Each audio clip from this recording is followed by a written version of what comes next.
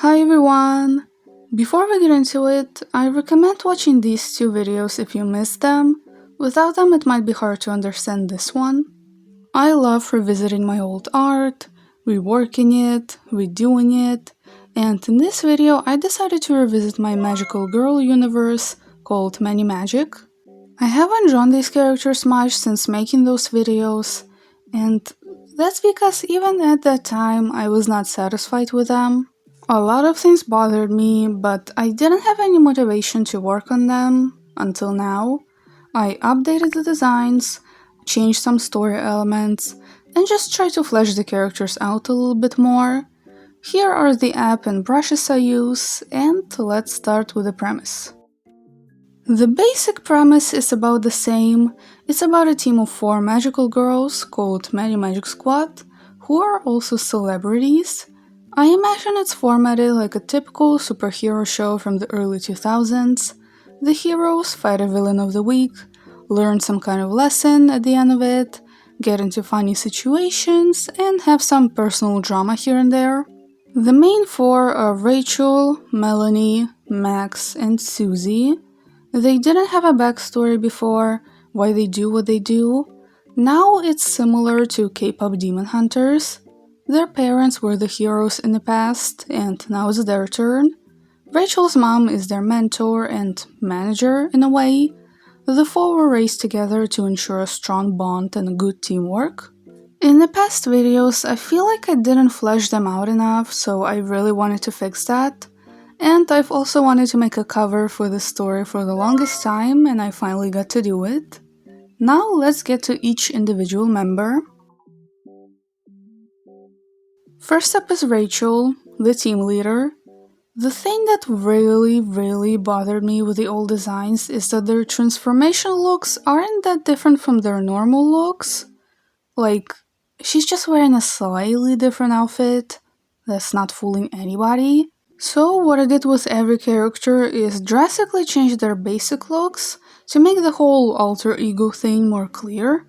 Every character also has their own style and aesthetic, so I try to keep it, but just make it a lot more toned down, you know? For example, Rachel is a Garu, and for her civilian look I still went for that style, but much more toned down, even with her makeup, while her transformation look is a lot more dramatic and fun. You could argue that it's still obvious that it's the same person, but... I also try to show the difference through body language. Rachel is a kind, timid person, can be loud when excited, but tries to be quiet and not bother anybody. Then when she transforms, she adopts this persona of Petal Prism, which is a much more dramatic and confident version of herself. She's not afraid to be loud. She sways her hips, almost bounces when she walks, poses for cameras, and the smile never leaves her face. People really love her. Rachel is also a singer. It has always been her passion since she was a little kid. She releases music both as Petal Prism and as Rachel. Nails are also an important part here. That's where their team name comes from. I gave Rachel a new set of nails. Still in that aesthetic, but I just didn't like the old ones anymore. Something that I haven't explored or talked about much is that Rachel is a trans girl. She knew that since she was a child, and her mother has always been supportive. Being a magical girl also allows her to fully embrace her femininity, to not hide, and just spread happiness and joy of being yourself. It also shows up through her power of creating beautiful plants. I really love how she turned out. Everything looks exactly how I imagined. This made me want to draw her more. Moving on to Melanie or Fury Blade. I actually have drawn her a bunch, unlike the other characters.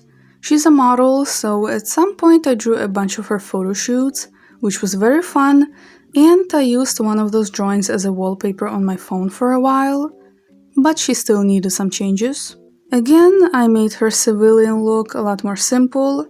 I don't have a specific style in mind for her, just a lot of black and silver, usually showing off her legs.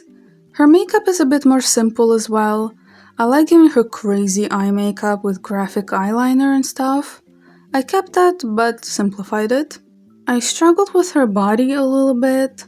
I actually find it a lot easier to draw plus-sized characters than really skinny ones. I always feel unsure about the anatomy, if I made them too thin or if the head is too big. It looks fine to me right now, but in a month I will probably look back at this and see all the flaws. It is what it is.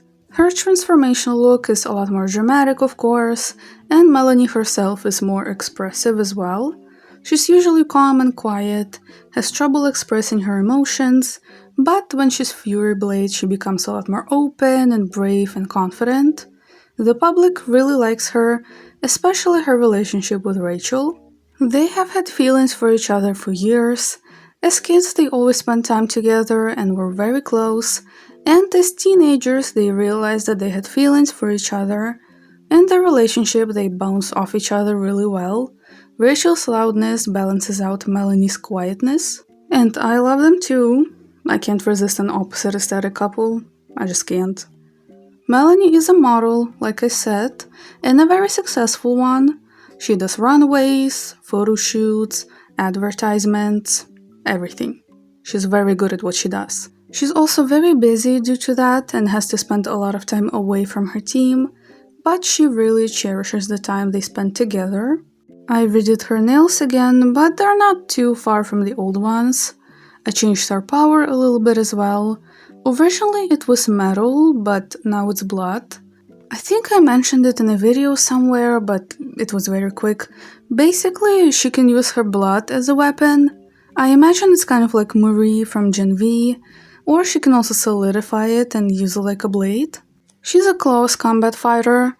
She can't just throw her blood around, since when a lot of blood leaves your body, you get lightheaded or pass out, which is not ideal while fighting. I love how she turned out as well. She's so cool. Next up is Max. I actually already changed their design from the original video. Basically, they looked a little too similar to my other characters Daisy and Cat, so at some point I added changes to all of their designs. Max got changed the most since I'm not as attached to them as the other two. I changed their skin color, face, and height, but I think I forgot to make them taller while drawing this. They still look short. But their power is changing size, so maybe they just want to be short right now. Max loves pranking the other members, getting tiny and hiding somewhere, or getting big and scaring everyone. Along with being in Many Magic, Max is a fashion influencer. Their style is Decora, and their outfits are always a pain to draw. For Max's civilian look, I made it a lot more simplified, but still colorful and fun, and their miniature magical look is mostly the same as the original. I kind of killed it with that outfit. I changed their nails as well. I don't know what I was doing with the old ones. Not the gummy bear though. I love the gummy bear. As a child, Max was very shy. They were scared to become part of Many Magic, but the others really helped and encouraged them, especially Susie. As Miniature Magica, Max is confident, funny, and loves helping people. After another fight, they stay and help look for anyone that's hurt, repair the streets, and lift up the overall mood. Out of the team, Max is closest with Susie. They had trouble getting along as kids, but as adults they are super close. I'm happy with what I got so far. So let's move on to the last member. Last but not least is Susie, or Many Muse. I love her. I don't know why I didn't draw her more. I didn't change her much, again just made her civilian look more simple. Her style is coquette, which I always love to draw. I love her color scheme and her super long hair. Susie's power is whatever she draws comes to life. She uses this power in nail art. She has a nail salon where she does magical nail art. She's also the one doing Many Magic's nails, and they transform through them. I need to draw their actual transformations at some point. I really do. As a person, Susie is very quiet and keeps to herself. She's only really comfortable around her family and the members. But as Many Muse, she is the people's princess. She's confident, witty, even flirty. But unlike other members, this isn't just an exaggerated version of herself. This is truly just a persona. It feels so unnatural to her. She doesn't enjoy the spotlight. She would rather just live a normal, quiet life. Susie has a secret boyfriend that happens to be one of the villains. Ooh. She doesn't know it though.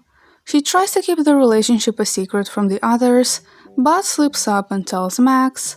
And Max is really bad at keeping secrets, so despite trying their hardest to not tell anybody, they also slip up. But Rachel and Melanie are happy for Susie and wish her the best, despite feeling a little hurt that she felt like hiding it from them.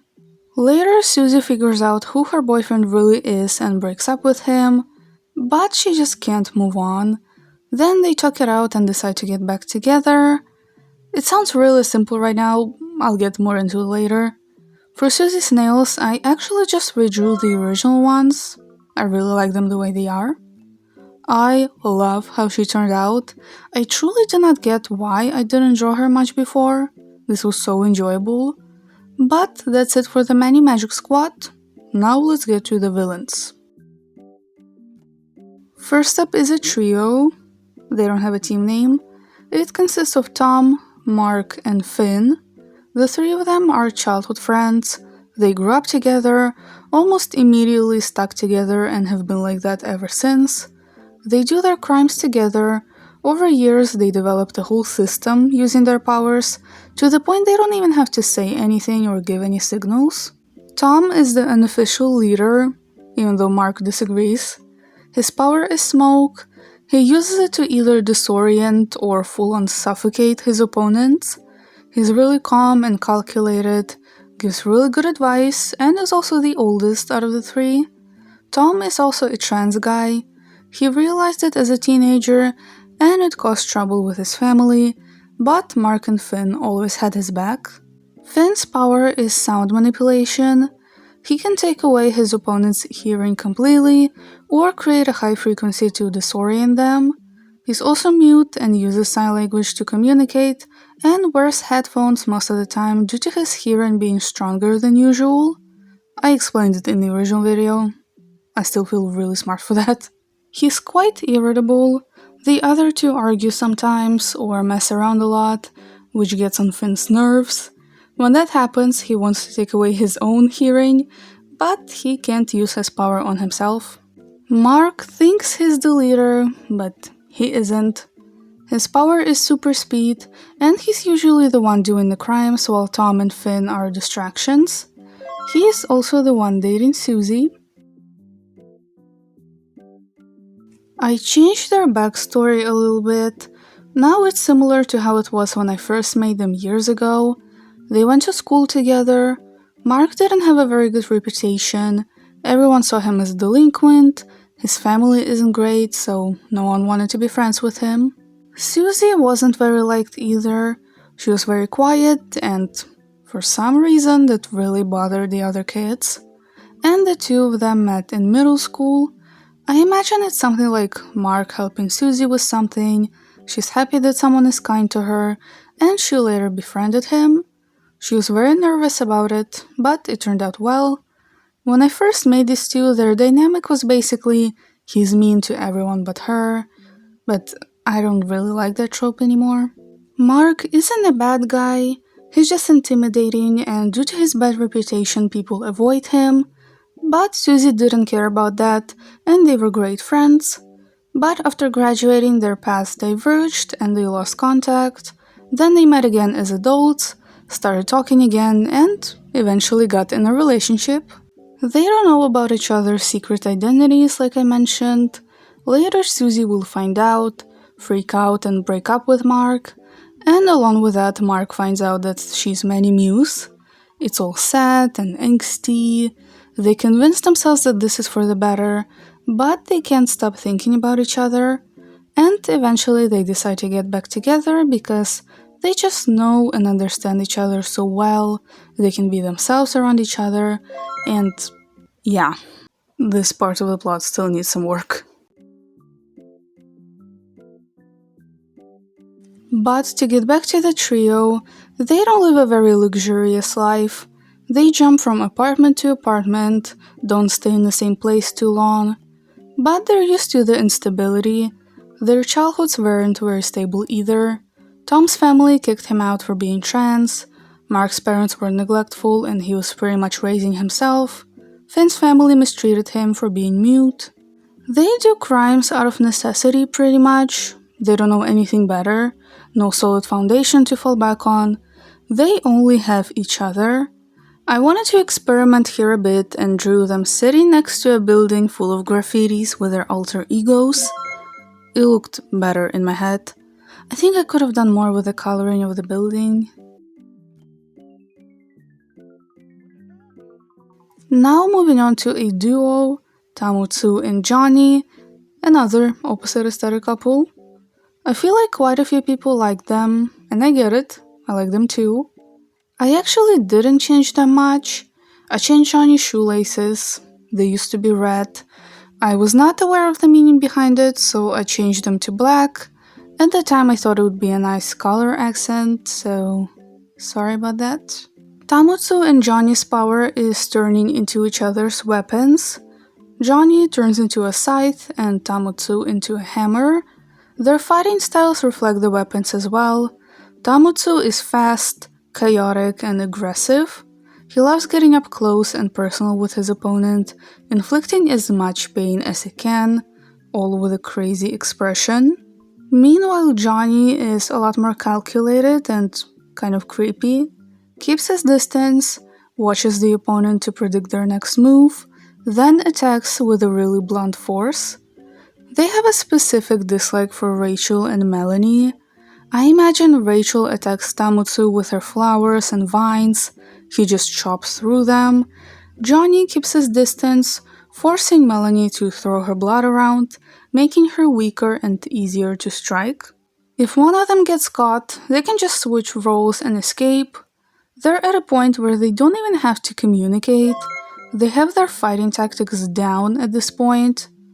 That's about it. Like I said, I didn't change them much. The last villain is Megan. She works alone, can shoot lasers out of her eyes, and is very cocky and mean. For her transformation look, I used the one from this piece I did for Cringetober last year. Megan is kind of a Mary Sue, but not in a way where it's a self-insert of me, it's how Megan sees herself. She tries to be this overpowered character that's super funny, everyone likes them, they're the best at everything they do, even though that's not who she is at all. She's actually quite insecure and closed off. Her peers don't like her much, neither does her family. She has a lot of anger and sadness bottled up inside, and she lets it out when she transforms. She becomes a lot louder and outspoken. She calls everyone mean names, causes a lot of destruction, and just acts like a spoiled brat. But Many Magic usually doesn't have a lot of trouble fighting her. Megan is the definition of all bark and no bite. When they arrive, she gets all nervous and tries to talk her way out of trouble, or just insults them hoping they will leave her alone. She's pretty pathetic, but tries her hardest to pretend like she's not. That's it for the important characters, but I also did a quick sketch of Rachel's mother. I haven't given her a name yet though. Like I mentioned, she's Many Magic's mentor and manager. She was a magical girl in the past, but she doesn't really talk to the rest of her team anymore. She's not a bad mother, but as a manager she can be pretty greedy. I imagine the old Many Magic stopped talking because she kept trying to capitalize on the new team and push their kids further, and the others disagreed with her methods. She really pushes their perfect personas on them, keeps them as busy as possible with all the deals and events, but she doesn't see it as something wrong. In her head it means that she's making Many Magic successful. The members like her, but she does have moments of anger when something doesn't go perfectly according to her plans. In a way, she's living out her magical girl days through the new team. And that's all I got. I'm pretty happy with the art I made for this, and I'm glad I finally found time and motivation to work on this story a little more. I really didn't think you guys enjoyed these characters that much, which might be partially why I kind of abandoned them. Maybe this time I won't. As always, I'm open to new plot ideas, so if you have any, feel free to share in the comments. I would love to read them and possibly even put them in the story. But that's it for this video. Thank you so much for watching, hope you enjoyed it. Like, comment, subscribe, all that. Check out my other socials, they will be on the screen and in the description. Stay safe and I'll see you in the next video. Bye.